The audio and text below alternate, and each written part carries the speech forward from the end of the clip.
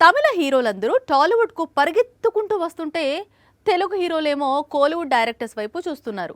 ఇటీవల శంకర్ కు ఛాన్స్ ఇచ్చి చేతులు కాల్చుకున్నాడు రామ్ చరణ్. ప్రస్తుతం అట్లీతో బిగ్ బడ్జెట్ ఫిల్మ్ చేస్తున్నాడు అల్లు అర్జున్. త్వరలోనే నెల్సన్ తో సినిమా అంటున్నాడు టైగర్. ఇప్పుడు ఇదే దారిలో న్యాచురల్ స్టార్ కూడా కోలీవుడ్ వైపు చూస్తున్నాడు.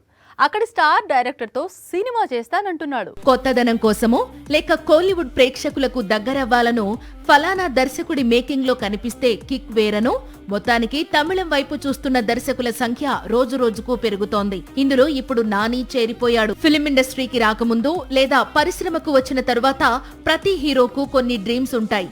ఛాన్స్ ఉంటే తమ ఫేవరెట్ డైరెక్టర్ తో సినిమా చేయాలనుకుంటారు. ప్రస్తుతం నాని కల నెరవేరబోతోంది. కోలీవుడ్ లెజెండరీ డైరెక్టర్ మణిరత్నం దర్శకత్వంలో నటించాలి అనేది ఎప్పటి నుంచో నాని అనుకుంటున్నాడు.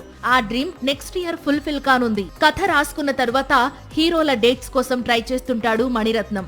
థగ్ లైఫ్ తర్వాత అలాగే ఒక ప్రేమ కథను రాసుకున్నాడు మణిరత్నం. ఇందులో మొదట సింబును అనుకున్నాడు, కుదరలేదు. ఆ తర్వాత విజయ్ సేతుపతి పేరు వినిపించింది. సేతుపతితో కూడా కుదరనట్లుంది. అందుకే నాని పేరు తెరపైకి వచ్చింది. వచ్చే మార్చి నుంచి అంటే నాని చేతిలో ఉన్న పారడైజ్ రిలీజ్ అయిన తర్వాత ఈ ప్రాజెక్టు పట్టాలెక్కే అవకాశాలు ఉన్నాయి అంటోంది కోలీవుడ్.